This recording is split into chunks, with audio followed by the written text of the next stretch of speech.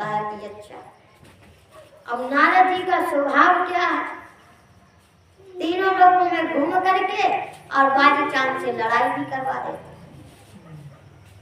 एक बार तो त्रिदेवियों को ही फंसा दिया और अनुसुईया के घर भेज दिया, श्राप दे दिया। और अब की बार फिर बस लगा रहे हैं, अपनी फांस को लगा रहे हैं पार्वती जी पर। उन्होंने कहा कि अच्छा भोले बाबा तो गए हैं, पर आपने भोले बाबा से एक कथा सुनी है। कहा क्या कथा? कहा कि अमर कथा जो सुनने से मनुष्य या देवता सब अमर हो। कहा कि हमें तो उन्होंने ऐसी कथा के बारे में कभी बताई। कहा कि क्यों नहीं बताया? उन्होंने तो सब बताया होगा, तुम तो उसकी अगली हो।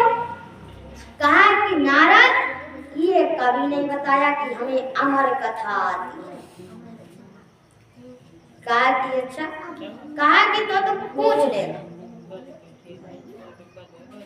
क्या कहा कि पूछ लेना तुम अमर कथा आती है या नहीं आती, और वो ना करे तो कहना कि नारद जी ने बताया। कहा कि ठीक है पूछ लेंगे। वो गए, भोले बाबा आ गए। तब नारद जी चले गए, तभी भोले बाबा प्रकट हो गए। पार्वती जी ने गुस्से से पूछा कि स्वामी आप अमर कथा जानते हो और हमें नहीं सुना। कहा कि तुम्हें किसने बताया? कहा कि हमें नारद जी ने बताया। कहा कि अच्छा नारद जी ने बताया। तो नारद जी ने जब तुम्हें बताया है तो अमर कथा तो हमें आती है, और वो एकांत में सुनाई जाती है जिससे कोई सुन ना पाए, नहीं तो अमर हो जाएगा वो। कहा कि चलो तो ऐसी कोई जगह ढूंढो जहां पर अमर कथा हो जाए। कहा कि ठीक है चलो। हाँ, उन्होंने अपने गणों को साथ लिया, नंदी को साथ लिया, गणेश को साथ लिया और हनुमान जी को साथ लिया। इन तीनों लोगों को साथ लिया। किसको? नंदी को, गणेश को और हनुमान। ये द्वापर की बात है, द्वापर युग की। तब उन्होंने नंदी को पहले छोड़ दिया रास्ते में। कहा कि तुम यहाँ से रक्षा करो कि कोई जा ना पाए उधर के। हनुमान जी को छोड़ दिया। कहा कि तुम यहाँ से रक्षा करो कि कोई अगर उधर से उधर गुफा में आए तो आना पड़े। कहा कि ठीक है। गणेश जी को गुफा के शिखर के ऊपर बैठा रहा।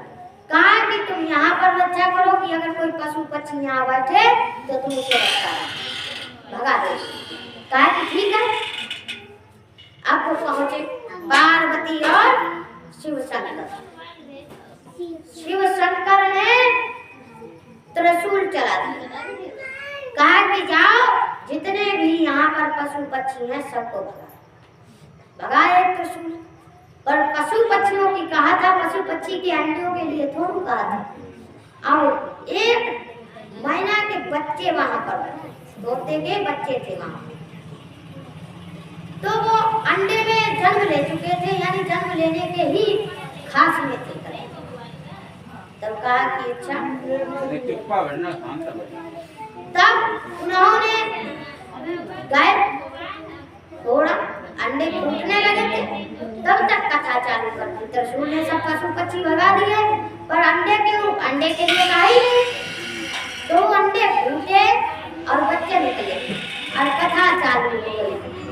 अब कथा में कौन सुनता है इधर उधर की आवाज? धीरे धीरे धीरे धीरे कथा चलती रही। अब जब कथा चलती रही तो पार्वती माता आधी ही कथा में सो गए। उन्होंने कहा था कि सो मत जाना कथा में, तो वो तो सो ही गई, कथा में ही सो गई। आधी कथा हो पाई और आधी कथा नहीं हो पाई। कहा कि तब हुकरा भरती थी, जब सो गई तो हुकरा कहाँ से आया? पर तब भी हुकरा आया।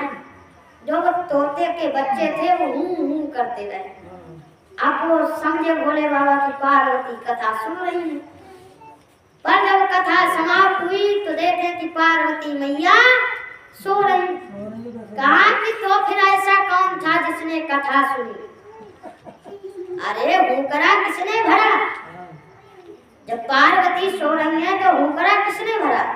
उन्होंने उठाया त्रिशूल। कहा कि जाओ त्रिशूल, जो भी जिसने भी हुकरा भरा वो उसके पीछे पड़ा, उसको जान से मारा, प्राण ले लो उसके। रसूल वहां से चल दिया। अब वही पहुंचा जहां पर वो बच्चे थे, वो कर रहे थे। बच्चों के पास पहुंचा, वहां से बोल गया। अब भोले बाबा का त्रिशूल और कहाँ एक बच्ची, भोले बाबा के त्रिशूल का सामना कर लेगा? नहीं कर पाएगा। अब वो चलता जा रहा है, चलता जा रहा है, भोले बाबा का त्रिशूल पीछे पड़ा, पीछा ही नहीं छोड़ा है। वो हाथ जोड़ रहा है और कह रहा है कि छोड़ दो, पर नहीं छोड़ता। अब चलते चलते चलते चलते एक शिव भक्त थी, वो पूजा कर रही थी। अब पूजा करते हुए जिसको शुभ फल होता है, उसके एक भी पुत्र नहीं था। जिसके शुभ फल होता है उसे जमुआई आती है, जिसकी पूजा परमात्मा कर जाती है तो उसे जमुआई आए। अब वही जमुआई उसी वक्त जमुआई आने हुई, यानी अपनी लीला खेली शिव शंकर ने, उसी वक्त उसने जमुआई आई तो मुंह फैला, और उतने में ही वो बच्चा उसके पेट में था। मुंह के द्वारा बच्चा उसके पेट में चला गया। अब जब पेट में चला गया तब उसे एहसास हुआ कि अब तो त्रिशूल भी इसके पीछे पड़ा। तब उसने शिव शंकर से क्षमा मांगी, कहा कि अब इसे आ गया है तो इसे एक मनुष्य रूप में परिवर्तित कर दो और इस त्रिशूल को अपने हाथों में रख।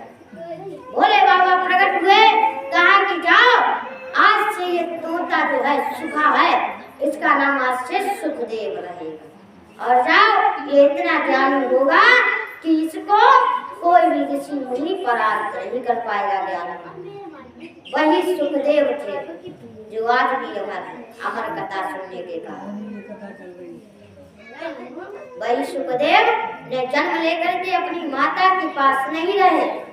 उन्होंने जो साधु का भेष था उसे धारण कर लिया और तपस्या करने लगे। कैलाश पर्वत पर कई पुस्तकों को भी रचा, कई धर्म ग्रंथों को भी रचा उन्होंने।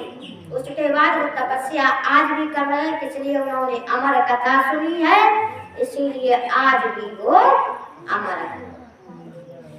जय श्री राम।